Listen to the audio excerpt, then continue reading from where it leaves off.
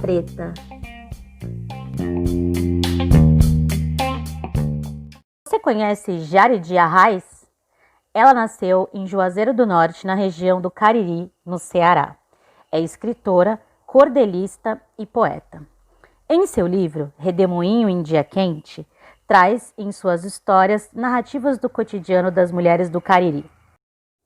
O conto escolhido deste episódio é Marrom Escuro, Marrom Claro. Minha avó morava numa casa com um jardim logo na frente.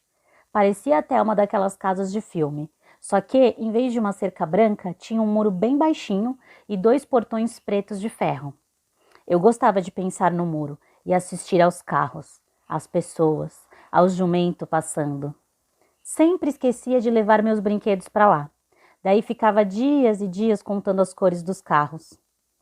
Quando eu tinha 6 ou 7 anos, abri uma locadora de videogame na calçada da frente. E aí as minhas férias se resumiam a pedir dinheiro aos adultos para jogar Street Fighter. 50 centavos meia hora, 80 centavos uma hora. Eu sentava na cadeira de macarrão verde e jogava na doida, apertando todos os botões, mas sempre ganhava dos meninos. Numa dessas vezes conheci Diego. Ele morava na casa do lado da locadora, uma casinha pequena com uma portinha de madeira e um janelão que vivia fechado. Eu nunca entrei lá. Ele dizia que a mãe era chata e não gostava de receber visitas. Então a gente brincava no jardim da minha avó, que não tinha flor nenhuma, era só grama mesmo. E no alpendre, onde tinha um sofá de cipó seco. As pernas ficavam marcadas de um jeito engraçado. A gente conversava muito, mesmo quando jogava Street Fighter. Eu sempre escolhia a Chun-Li, mas ele trocava toda vez. Quase sempre perdia, e aí botava a culpa nos personagens. Ele, que era ruim mesmo, tentava acertar os golpes que a dona da locadora ensinava, X com Y e 2 vezes para a esquerda, e não conseguia fazer nada direito.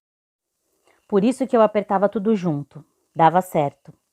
Diego foi o meu primeiro melhor amigo, mesmo que a gente só se encontrasse 2 ou 3 vezes no ano, nas férias da escola e às vezes na semana do meu aniversário.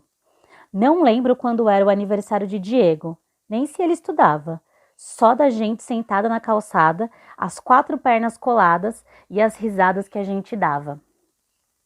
Ele colocava o braço ao lado do meu e dizia que o meu marrom era menos marrom que o dele. Eu achava isso um absurdo. Todo marrom é marrom, não tem um que seja mais que o outro. Ele dizia que o dele era mais forte e brilhava mais. Eu ficava emburrada, queria brilhar também. Do lado da sua prima você brilha, ele falava sempre que eu ficava de cara fechada. Minha prima era ruiva, os cabelos lisos, o rostinho cheinho de sardas. Eu não queria ser ruiva, mas queria ser como ela, ganhar os presentes que ela ganhava, passear com o pai para os lugares que ela passeava, ter as Barbies boas que ela tinha e não aquelas de plástico oco que minha avó me dava. Uma vez, ela disse que eu tinha roubado uma caixinha de música que era um porta-joias e tinha uma bailarina rodopiando. Ela gritou que era dela, que eu tinha roubado, que eu era uma ladrona. Me doeu muito ser chamada de ladrona, com 7 letras. Diego foi quem acreditou em mim primeiro. Depois foi minha mãe. Quer dizer, não sei se minha mãe acreditou. Ela só confirmou que a caixinha era minha. Que era nossa, ela disse. Mas eu não me lembro de ter ganhado a caixinha. Acho que minha mãe só queria me proteger. Acho que eu roubei mesmo, mas não lembro como e nem quando. Até hoje, essa história da caixinha fica futucando o meu estômago. Diego parado do lado de fora, tentando escutar a briga, e eu chorando dizendo que não era ladrona não. Eu não roubei nada, vó, a caixinha é minha. Chorei tanto que fiquei com dor de barriga. Passei a tarde inteira no banheiro. Quando eu saí, já era de noitinha, e Diego estava na calçada me esperando. Trouxe 2 bolachas de chocolate para mim. Não aguentou esperar tanto e comeu as outras 4 do pacote. Depois de um tempo, as coisas ficaram um pouco estranhas. Quando a gente brincava, sempre dava em briga. Sempre que eu ganhava no videogame, ou quando eu não queria deitar na grama porque me dava coçadeira danada, ou se eu escolhia o último picolé de cajá, ou quando eu queria assistir ao Domingo Legal e ele queria sentar na calçada para contar carros. A gente brigava, e eu entrava na casa da minha avó e ficava na sala fingindo assistir televisão, enquanto ele botava a cara na janela aberta, ajoelhava no sofá de cipó e me chamava baixinho. Ei, ei, ei, ei. Quando eu achava que já tinha castigado o suficiente, voltava para fora. Uma vez minha prima saiu e foi conversar com ele. Eu fiquei com ciúmes, com medo de que ela roubasse meu amigo só para se vingar pela caixinha de música. Olhei e vi os dois cochichando e Diego com cara de triste. Fui chegando perto da janela para tentar ouvir e, de repente, minha prima gritou que Diego gostava de mim. Gostava, sim, de um outro jeito que não era só como amigo. Ele me pediu um beijo, um selinho. Fiquei pensando em como seria dar um selinho nele.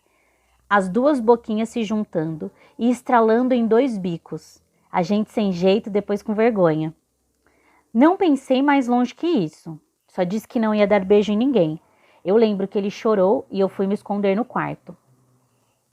Só depois de 4 dias que voltamos a sentar na calçada para conversar e contar carros. Eu estava ganhando com 8 vermelhos contra 3 brancos. Mas aí Diego achou melhor interromper tudo e vestir uma expressão muito séria. Eu tenho uma coisa para te contar. Fiquei caladinha, assustada com o tamanho da expectativa que crescia na minha barriga. Minha mãe disse que a gente não pode mais ser amigo. Eu quis saber o motivo. Diego começou a chorar e eu segurei a mão dele bem forte. As lágrimas dele brilhando num rosto marrom escuro.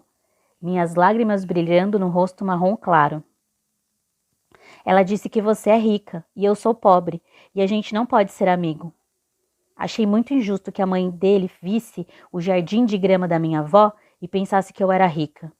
Eu só ia para lá 2 vezes por ano, não era minha casa. Eu não era rica.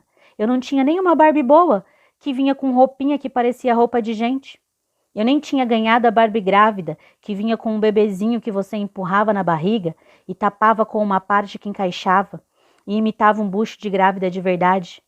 Eu nem era ruiva e sardenta que nem minha prima, com os vestidos dela, os sapatos dela e os passeios com o pai. A gente chorou, chorou e chorou até ficar tarde da noite, que era a nossa última noite como amigos. Ele levantou e foi embora, me olhando até entrar em casa. Depois olhou mais um pouco de dentro, pela porta de madeira. E aí a mãe dele fechou a brecha e eu nunca mais vi o Diego.